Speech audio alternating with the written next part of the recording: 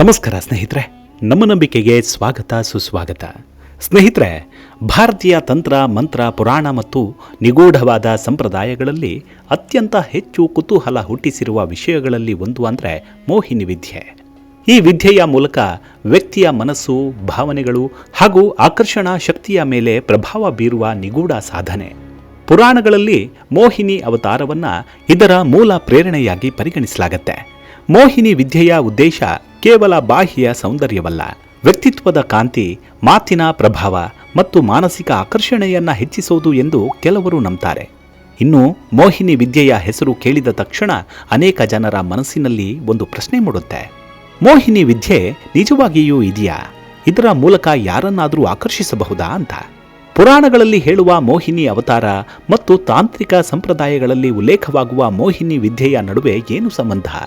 ಇದೆಲ್ಲವನ್ನು ಈ ಸಂಚಿಕೆಯಲ್ಲಿ ವಿವರಿಸ್ತಾ ಹೋಗ್ತೀನಿ. ಅದಕ್ಕೂ ಮುನ್ನ ನಮ್ಮ ನಂಬಿಕೆಗೆ ನಿಮ್ಮ ಬೆಂಬಲವಿರಲಿ. ಎಲ್ಲ ವಿಧದ ತ್ವಚೆಯ ಸಮಸ್ಯೆಗಳಿಗೆ ಧೀಮಹಿ ಪ್ರಾಡಕ್ಟ್ ರಾಮಬಾಣದಂತೆ ಕೆಲಸ ಮಾಡುತ್ತೆ. ಕೇವಲ 3 ದಿನದಲ್ಲೇ ವ್ಯತ್ಯಾಸ ನೋಡ್ತೀರಾ. ಯಾವುದೇ ಅಡ್ಡ ಪರಿಣಾಮಗಳಿಲ್ಲ. ಕೆಮಿಕಲ್ ರಹಿತವಾದ 16 ನೈಸರ್ಗಿಕ ಪದಾರ್ಥಗಳ ಮಿಶ್ರಣದಿಂದ ತಯಾರಾದ 100% ಆರ್ಗ್ಯಾನಿಕ್ ಧೀಮಹಿ ಪ್ರಾಡಕ್ಟ್. ಹೆಚ್ಚಿನ ಮಾಹಿತಿಗಾಗಿ ಕೆಳಕಂಡ ದೂರವಾಣಿಗೆ ಸಂಪರ್ಕಿಸಿ. ಸ್ನೇಹಿತರೆ, ಮೋಹಿನಿ ಎಂಬ ಪದವು ಸಂಸ್ಕೃತದ ಮೋಹ ಎಂಬ ಪದದಿಂದ ಬಂದಿದೆ. ಮೋಹ ಎಂದರೆ ಆಕರ್ಷಣೆ, ಮರುಳು, ಸಂಮೋಹನ ಅಥವಾ ಮನಸ್ಸನ್ನ ಸೆಳೆಯುವ ಶಕ್ತಿ. ಮೋಹಿನಿ ಎಂದರೆ ತನ್ನ ಸೌಂದರ್ಯ, ವ್ಯಕ್ತಿತ್ವ ಅಥವಾ ದೈವಿಕ ಶಕ್ತಿಯಿಂದ ಇತರರನ್ನ ಆಕರ್ಷಿಸುವವಳು ಎಂಬರ್ಥವೂ ಇದೆ. ಭಾರತೀಯ ಪುರಾಣಗಳಲ್ಲಿ ಮೋಹಿನಿ ಎಂಬ ಹೆಸರು ಕೇಳಿದಾಗ ಮೊದಲು ನೆನಪಾಗುವುದು ಮೋಹಿನಿ ಅಂದರೆ ಶ್ರೀ ಮಹಾವಿಷ್ಣುವಿನ ಮೋಹಿನಿ ಅವತಾರ. ಸಮುದ್ರ ಮಂಥನದ ಕಥಾನಕದಲ್ಲಿ ದೇವತೆಗಳು ಮತ್ತು ಅಸುರರು ಸೇರಿ ಕ್ಷೀರಸಾಗರವನ್ನು ಮಥಿಸಿದಾಗ ಅನೇಕ ಅಮೂಲ್ಯ ವಸ್ತುಗಳು ಹೊರಬಂದುವು. ಕೊನೆಗೆ ದೊರಕಿದ್ದೇ ಅಮೃತದ ಕುಂಭ. ಅಮೃತವನ್ನು ಪಡೆದ ನಂತರ ಅಸುರರು ಅದನ್ನು ತಮ್ಮದಾಗಿಸಿಕೊಳ್ಳಲು ಪ್ರಯತ್ನಿಸುತ್ತಾರೆ.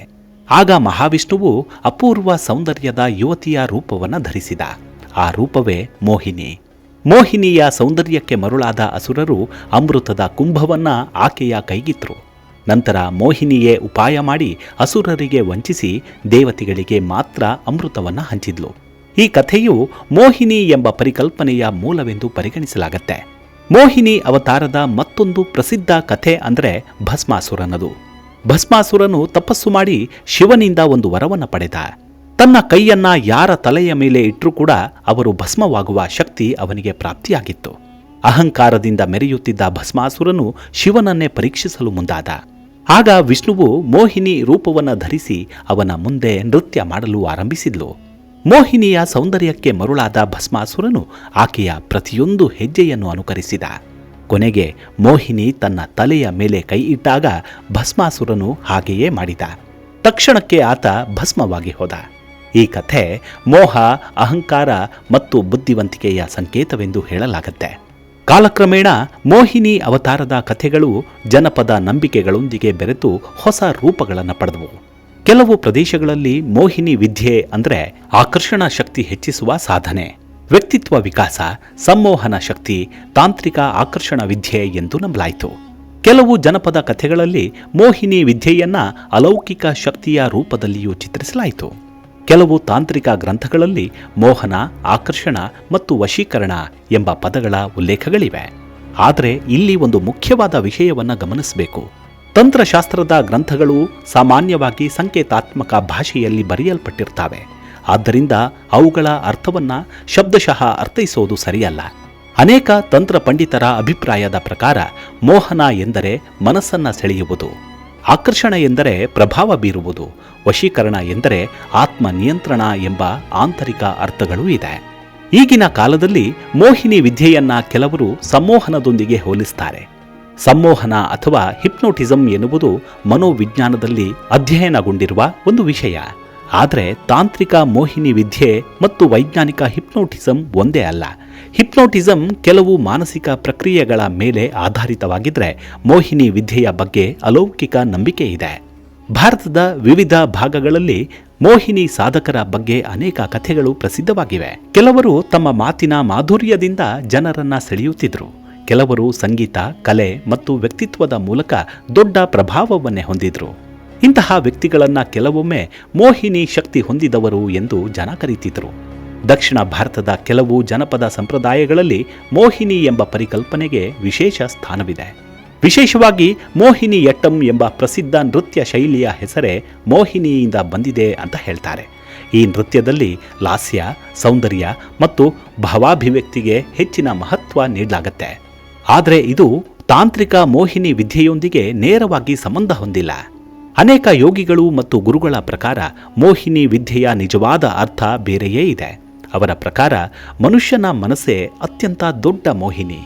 ಹಣದ ಮೋಹ, ಅಧಿಕಾರದ ಮೋಹ, ಸೌಂದರ್ಯದ ಮೋಹ, ಖ್ಯಾತಿಯ ಮೋಹ ಇವೆಲ್ಲವೂ ಮನುಷ್ಯನನ್ನ ತನ್ನ ಹಿಡಿತಕ್ಕೆ ತೆಗೆದುಕೊಳ್ತಾವೆ. ಆದ್ದರಿಂದ ನಿಜವಾದ ಸಾಧಕನು ಹೊರಗಿನ ಜಗತ್ತನ್ನ ಮೋಹಗೊಳಿಸುವುದಕ್ಕಿಂತ ತನ್ನ ಮನಸ್ಸಿನ ಮೋಹದಿಂದ ಮುಕ್ತನಾಗಲು ಪ್ರಯತ್ನಿಸ್ತಾನೆ. ನಾಥ ಯೋಗಿಗಳ ಸಂಪ್ರದಾಯದಲ್ಲಿ ಮನಸ್ಸಿನ ನಿಯಂತ್ರಣಕ್ಕೆ ವಿಶೇಷ ಮಹತ್ವ ನೀಡಲಾಗಿದೆ. ಅನೇಕ ಯೋಗಿಗಳು ಹೇಳುವಂತೆ ಮನಸ್ಸೇ ಮಿತ್ರ, ಮನಸ್ಸೇ ಶತ್ರು. ಮನಸ್ಸು ನಿಯಂತ್ರಣದಲ್ಲಿದ್ದರೆ ಜಗತ್ತು ಸುಲಭವಾಗತ್ತೆ. ಮನಸ್ಸು ನಿಯಂತ್ರಣ ತಪ್ಪಿದ್ರೆ ಜೀವನವೇ ಕಷ್ಟವಾಗತ್ತೆ.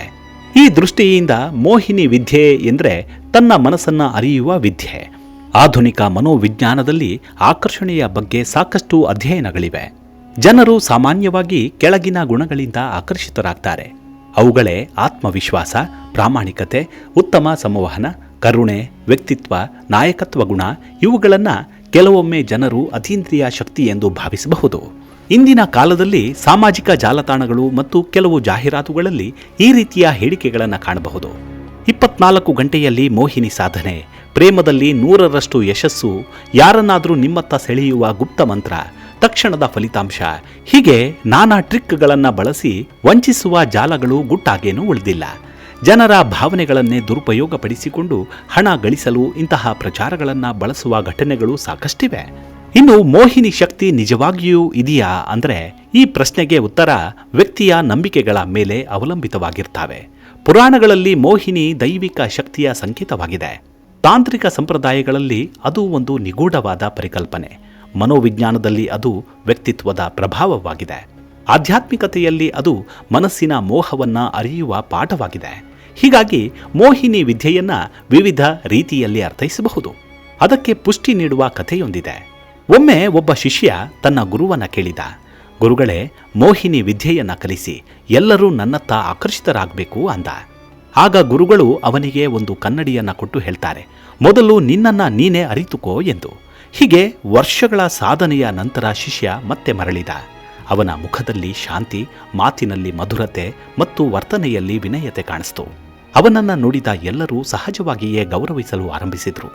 ಆಗ ಗುರುಗಳು ಹೇಳಿದರು, ಇದೇ ನಿಜವಾದ ಮೋಹಿನಿ ವಿದ್ಯೆ.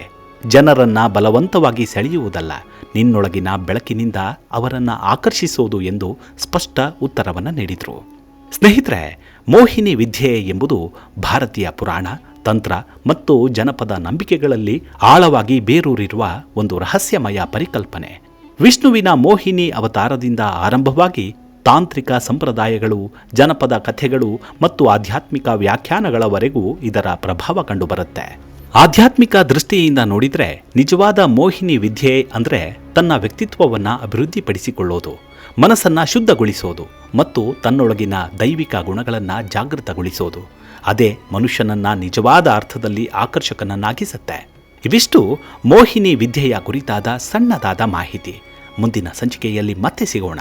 ನಿಮಗೇನಾದರೂ ಈ ವಿದ್ಯೆಯ ಕುರಿತಾದ ಕುತೂಹಲ ಭರಿತ ಹಿನ್ನೆಲೆ ಏನಾದರೂ ತಿಳಿದಿದ್ದರೆ ಕಮೆಂಟ್ ಬಾಕ್ಸ್ನಲ್ಲಿ ಹಂಚಿಕೊಳ್ಳಿ. ನಮಸ್ಕಾರ.